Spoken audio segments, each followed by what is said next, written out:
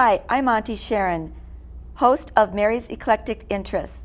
And today I'm going to introduce you to the CEO and founder of G&B, Robert Hayk. Hi, Robert. How Hi, are Sharon. you? I'm doing great. Thank you very much for having me. Well, thank you for coming. Robert, can you tell us a little bit about yourself? I was born in the country that doesn't exist any longer, Oh. Soviet Union. I was Okay. born in Armenia. My parents eventually moved to Moscow, so I grew up in between those two spots. I'd like to know just a little bit about what is G&B. G&B stands for grapes and barley. Actually, the name, my very good friend Paul Tsiadis came up with this name a long time ago when we were considering to do something with wine. So that was, of course, barley was intended to be association with beer, but we never got to beer, and we are not planning to do that. But name stuck, I loved it, and we kind of kept it. So, but we go by G&B Importers. Oh, well, how did you get involved with G&B? Work done in the finance industry. I worked for the World Bank, and then later joined like Mason, and kind of worked through the entire Wall Street system of Smith Barney, Citigroup, then eventually ended up at Merrill Lynch. But I grew tired and unhappy of doing something I no longer believed in. And when I was considering starting my own business, I thought about enterprise that dealt with food or beverages, something that was, as Warren Buffett used to call it, forever businesses. You know, we still continue to eat, and we're probably going to continue to eat and drink. Right. So that's how the idea was sort of kind of conceived. Well, can you tell me why you went into the wine and the imports business? And where at? I spent a fair amount of time in Bulgaria right after the Soviet Union collapsed and the Warsaw Pact was dismantled. I used to work there for the U.S. Embassy in the beginning of 1990s, from 1993 to 1996. And I came to love the country, and I really fell in love with the people and their hospitality, their food, their laid-back attitude, very cosmopolitan and tolerant society, which is kind of a rarity when we talk about Eastern Europe. Sure. And when I was considering starting my own business, that was a no-brainer. I thought I should do something, especially agriculture, since Bulgaria is largely an agricultural country. I thought we should do that. Plus, I speak the language, and I understand the culture. I understand the Balkan sort of mentality, which is not easy. Yeah. So that's how I ended up going to Bulgaria, and then talking to a lot of people, my friends who I knew from the heydays of 1990s. And of course, wine. Wine is an important agricultural product for Bulgaria. And that was a sort of a interesting time when they were starting to lose their traditional markets, like Russia and Ukraine, because of the sanctions, because of the war in Ukraine and Russia. So there was a lot of developments that taking place after Bulgaria joined the EU and NATO. And I thought, you know, on one hand, I really would like to help the wine industry of Bulgaria. On the other hand, it would be a unique and interesting concept to bring Bulgarian wine to introduce to American consumers, because when we started, there were 70,000 or so bottles of Bulgarian wine sold in the United States, which is literally a statistical zero. Oh, really? So I thought, why not? And that's how we started. Well, do you have any experience at that time with wine? No, we had a good team, and people in Bulgaria who eventually became part of our enterprise obviously had tremendous amount of experience. And I thought, I will bring the finance, and I will bring the sort of the business side of the organization, and I will surround myself with people who know infinitely more about wine, about how to make it, and how to market it. I mean, I have intuitive sense on what to do and how to do, and I'm ambitious and I'm driven. But I thought it was definitely important to surround myself with people whose expertise will help us to propel to accomplish our goal. Did you have contacts already over there and know people that were doing it? No, not really. We literally took a group of specialists with us, and we went to Bulgaria to, examine soil, taste the wines, talk to the people who knew the person who currently is working with us. She's everything in Bulgaria. She's the general manager of our enterprise that controls our quality of production and logistics, etc. She has over 30 years experience in wine.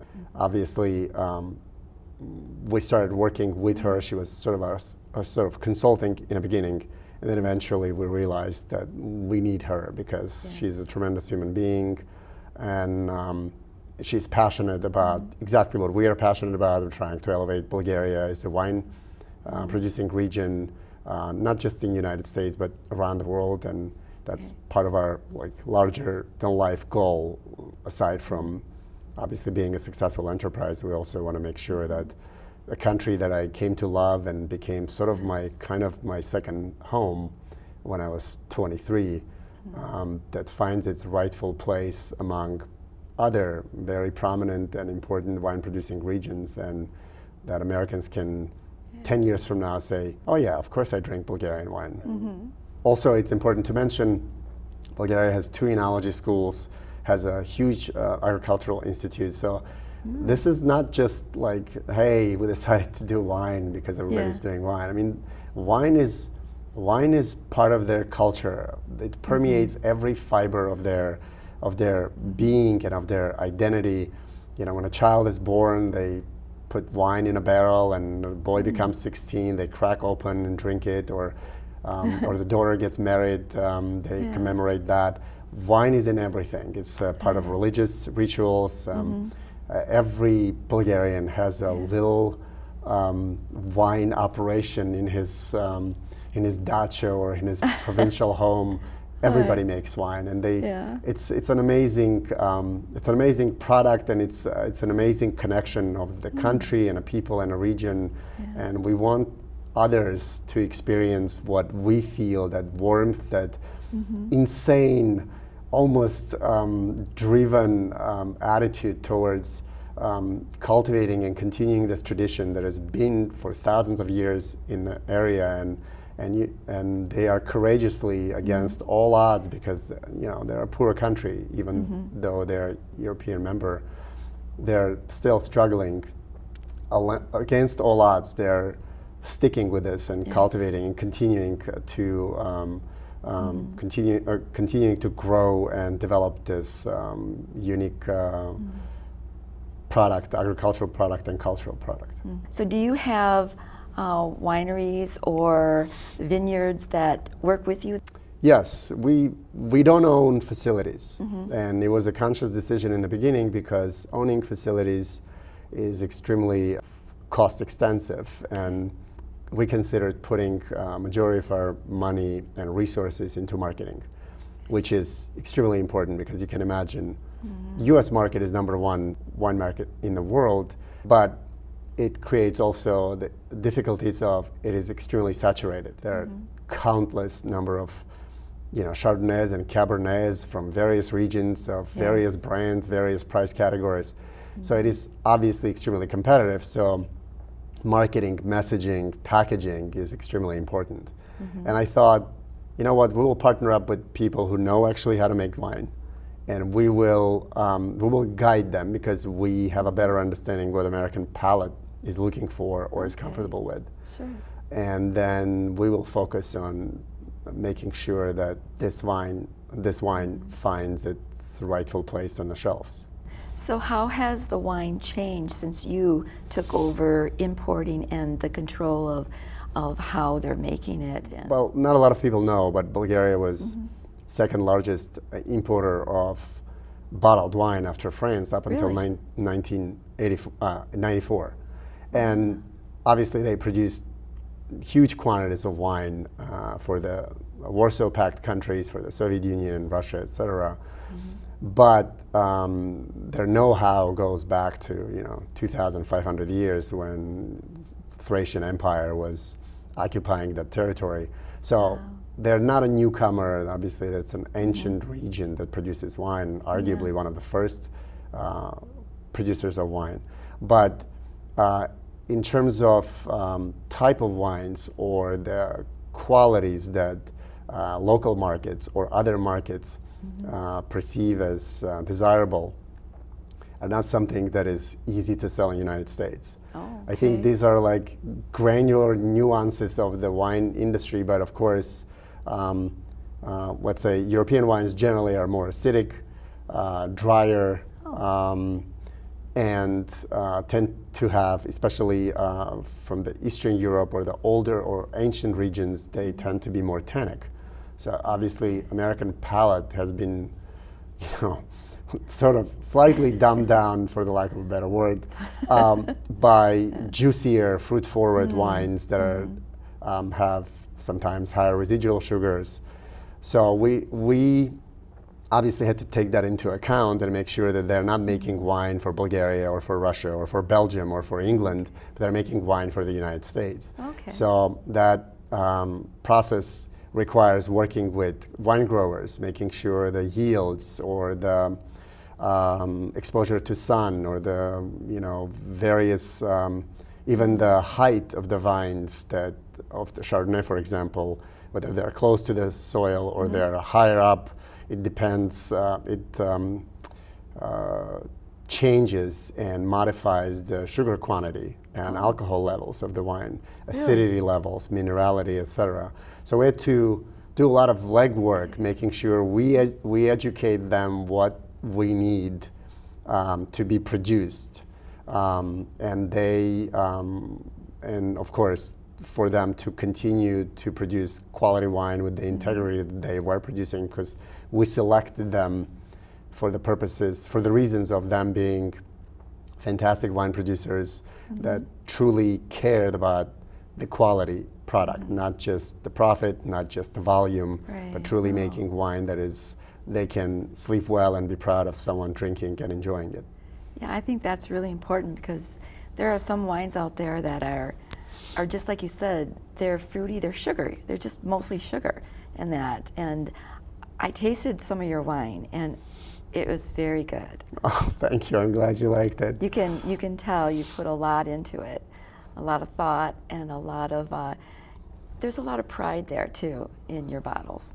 Yes, and I appreciate that's very kind of you, because I think we, as a company, we strive, obviously. It's very hard. We don't always succeed, but we strive to be honest, transparent. We try to be ethical. We try to do the right thing. It is mighty hard to do the right thing often, simply because the constraints of the industry, the convoluted three-tier system in the United States, the laws, the alcohol laws, and each state is like a separate country with its own set of laws. So there are a lot of obstacles, but what we're trying to do is our team and our company, our philosophy is we want to be a responsible and socially conscious enterprise that also has its goal not just producing wine and making money, but making sure that our producers are happy and taken care of. Not always we succeed because it's hard, because the retailers are demanding certain things, and on the initial stages, and we are on a very initial stages still, we're developing Bulgarian wine for the US market. It's hard, and we both struggle, and we both like when I say we, I'm talking about our producers and we as brand owners in partnership. It is, we're still sort of sacrificing a lot of things for the greater good, but I'm hoping that by being ourselves, being true to ourselves, being able to produce a product that people can enjoy and we can comfortably tell them that it is not harmful, it is made with love, care, and with the highest technological processes available, and with the least intervention to the grape or to the quality and essence of the grape as possible, sort of guiding the grape through the process to the bottle. And also through that process, redefining the industry and redefining the general practices, how the wine is sold and how the price is constructed and how consumers view the wine and how their approach to wine as a product and aspect of sustainability and circularity, etc. So all this is extremely important to us, and we need to be able to sleep well. That's I think the primary driving force for all of us within the organization. There was one thing that I remember you saying, and that was something about that the grapes press themselves. Can you tell me? Can you tell me what that is all about? Well, that's actually important because what we do, that we don't use presses. Okay. Wine is made through a sort of, I don't know how much I want to go into winemaking process, but when the wine is picked, grapes are picked and then sorted out, and then they sent to maceration process, which basically they sit in a tank for a certain amount of time at a certain temperature. Is that the oak or the steel tank? No, this is like the first The sort first. of, yeah, it's in a steel reservoir, but it's a first stage. The wine, the process is constructed in a way that grapes are crushed gravitationally. So it's a gravitationally fed process and a system and a setup, technological setup that allows us. So what that does in like simple terms for people to understand, when you crush the grapes, sometimes you also crush the seeds, and seeds are responsible for a lot of tannins. Aside from the seeds, you can also puncture the membrane of the skin of the grape, and membrane also contains a lot of elements that create that harshness when you're drinking the wine. So the smoothness, the softness, and sort of like the ability to give the wine its pure essence without too much, for the lack of a better term, harshness to your tongue and to your palate, using gravitational process of pressing the grape is far more beneficial and far more far better for the ultimate product. And I think it's important to mention also that most of our wines, actually all of our wines, are hand-picked. We don't use machinery. Okay. They're hand-sorted. And in terms of quality product, I always say you may not like our wine because it doesn't fit your taste profile. We have different chemical composition of our taste buds, and our palates are different. I may like this wine or that wine. That doesn't mean it's a bad wine. It's just different. So when I say our wines are quality products, they are made with greatest amount of care and can compete in terms of value when it comes to the quality of the production with any wine from California around $20 or even higher. And our Cabernet Syrah can be considered in a $40 and $50 range, even though it's only sold for a fraction of that. But in terms of quality value, it's tremendous. But then whether you like it or not, that's just purely a preference of the palate. But we want to make sure that the consumer who purchases our wine at least can enjoy the quality that we are proud to be standing behind. And I can say personally, from tasting your wines, that you can taste the love in every process that goes into making it. They're very good, very smooth, and you have, tell me, how many different kinds of wines do you import? So we have three main brands that we produce in Bulgaria. It's our flagship wine, flagship brand, which is Bulgariana. There's a Cabernet, there's a Chardonnay, there's a Pinot Noir, there's a blend of Cabernet and Syrah, there's a Sauvignon Blanc. There's also a wine made from purely native varietal, Bulgarian native varietal called Kamza. And that's actually the name of the varietal. I think I covered pretty much all of it. We also had a wine that was Merlot Cabernet blend with 2 Bulgarian indigenous varietals in it, Rubin and Mavrud. But that the vintage is over. I don't think we're going to be continuing, although it was a fantastic wine. That was the first wine that got a pretty good rating from Robert Parker. It was 89 points. You know, granted, for a wine that was sold only at around $12, to get 89 points from Robert Parker, that was a big deal for us. How did you get involved with Total Wine? Well, I happened to leave literally 2 miles away from their headquarters in the suburbs of Washington, D.C. And obviously, when we were starting, I just knocked on every door. And to be honest, people were laughing, literally. I mean, I had an importer of Italian wine whom I approached just for picking his brain and just understanding the intricacies of the industry. And he said, "Oh my God, you're importing what?" And he just couldn't stop laughing for like 10 minutes. And the funny thing about my personality, the more I hear no, the more determined I become. So obviously, the more I heard that I'm crazy and I need to check my head, and this is like the craziest thing I ever did. Why did I leave the financial world? I was making good money. I was happy. Well, I wasn't happy. And money is not everything. You have to also be true to yourself to a large extent. So we knocked on every door. And I was lucky to come across one of the executives of Total Wine, John Jordan, who, along with Cyrus Hazard, who at the time was starting to implement their Bordeaux Futures program.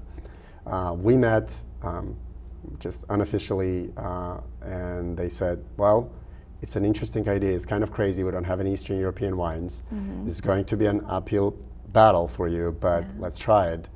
And long story short, after a lot of talks and discussions about pricing, about the logistics, about testing the wine here and there in Maryland and in Virginia in the beginning, they took it on. And I have to hand it to them because it was, it's not an easy decision, because when you're running a business in this linear economy of ours and you are concerned about customer satisfaction, customer repeat purchases, and you don't want to bring a product that you're going to struggle with. Right. And it's a region nobody knows. 9 out of 10 Americans cannot locate it on the map, Bulgaria, and 10 out of 10 have no idea they make wines.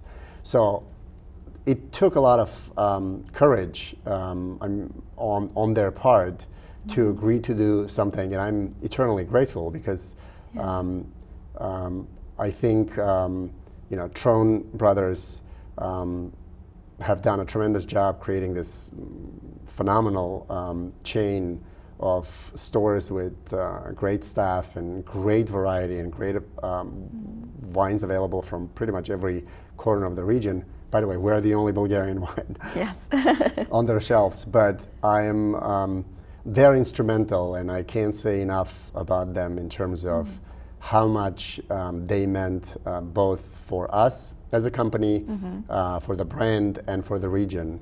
So now we also work with Costco. We just started a project with Walmart. It's first time Walmart is selling Bulgarian wine, just kind of crazy, but it is amazing to feel like the region is slowly gaining prominence. These are baby steps, but we're going in the right direction. That's great. So how has it impacted the people there in Bulgaria? Well, I mean, obviously, we went from statistical 0 on the U.S. market to we're going to come close to 500,000 bottles this year. Wow. So that's a big deal. We're the largest owner and importer of Bulgarian wine in the United States. It's not, I mean, I hate those terms like largest, best, first, but I hope others obviously pick up the baton, and there are others who are doing a lot of, there's a lot of efforts to bring and to kind of follow in our footsteps, because we were sort of the explorers, and now the path is open, and Bulgaria is a phenomenal wine producing region, fantastic capabilities. There's a lot of investments have been done in the last 20 years, and region can produce just absolutely amazing quality wines because the raw material sort of is there. The grapes are fantastic. They are in a wine belt sort of between the 38th and 44th parallel, where, as Decanter put it a few years ago, they did a piece on wine regions, and they said basically if you are within those parallels, geographically, you're in a good location. And Bulgaria can produce just amazing Bordeaux varietals like Chardonnay, Cabernet, Merlot, Syrah. Even Sauvignon Blanc is sort of more of a Western style versus New Zealand. Now we are seeing more and more Pinot Noir being planted, and Pinot Noir is doing phenomenally well on the northern parts of Bulgaria, close to the Danube River on the border of Romania. And also, too, you produce more than just wine, right? You do liqueurs. Yes. We produce one walnut liqueur, and it is technically, well, for all intents and purposes, it is a nocino. It's a famous Italian drink that a lot of Italian families have their own recipes, and each family prides itself for creating their own nocino. And that also was created in conjunction with Total Wine. It's only for Total Wine, actually. We don't sell it anywhere else. It is, I want to use the word natural because it is truly natural. It's only green walnuts, distill it, and we infuse it with Pinot Noir. It's a beautiful product, handmade, literally in 25 liter glass jars, aged, and the purest ingredients you can get. And the difficulty with green walnuts, you have a very short window of about 2 weeks to pick them because they disintegrate, and they're they do? Yeah, they become, they just they disintegrate. So you have to know how much you need to produce, how much you need to harvest, and then, because obviously you don't want to get stuck with a product that you can't sell, because it takes us about 2 years to make the bottle. Oh, wow. And so it's a long process. You can't be like, oh, I want more tomorrow. Well, I'm sorry, you have to wait, because there's a lifespan of the production and then aging, etc. But it's a beautiful product, and I think actually yesterday one of the staff members of Total Wine store said, I'm a 100% red-blooded Italian, and this is an amazing product. He said, I only drink amaretto, and I'm skeptical of anything that is made with Italian recipe, but not by Italians. But he said, I'm going to buy a bottle. I said, well, thank you. That's the highest praise we can get. I tasted it, and it was so smooth, and it just warmed me as it went down. I felt like I wanted to curl up by a fire. It was really good. That's wonderful. Thank you. I mean, I'm so glad you like it. Unfortunately, it's not cheap, but I think it's still affordable for someone, because you can keep that bottle for a very long time. You don't have to drink it at once. It's not like wine. After 2-3 days, it's going to be gone if you don't drink. But it's like it has the fortitude of a port. So from that standpoint, it could be like occasional beautiful drink as an aperitif, like before dinner, or a digestive afterwards with a cigar if you're smoking cigars, or just with a chocolate or with a vanilla ice cream, or if you want to go crazy and do it 50-50 with rye whiskey and a touch of lemon. It's an amazing thing. I mean, this was wonderful. I mean, there's so many things I still would like to know and talk about, but we're going to say goodbye to our audience. Thank you so much. So, I'm Auntie Sharon, host of Mary's Eclectic Interests, and I want to say thank you for coming, and see you next time.